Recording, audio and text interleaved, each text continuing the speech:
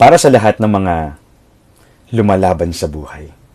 Alam mo, bilib ako sa'yo. Kasi kahit hirap na hirap ka na, ipinapakita mo pa rin kaya mo pa. Kasi ayaw mo silang mag-alala. Kasi may pangarap ka. Kasi gusto mong patunayang may ibubuga ka pa. Tuloy, doon mo nakikitang mas nakakapagod pala. Mas nakakapagod palang itagong may mga araw na nanghihina ka. Mas nakakapagod palang ilihim na kailangan mo na ng makakasama.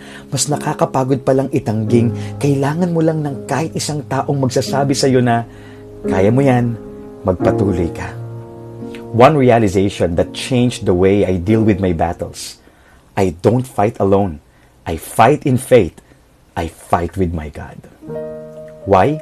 Because in our weakness, He is our strength. In our doubt, He is our guide. And in our heartbreak, He is our breakthrough. Walang labang hindi na ipanalo ang Panginoon. Ipagkatiwala mo sa Kanya ang laban mo ngayon. God bless.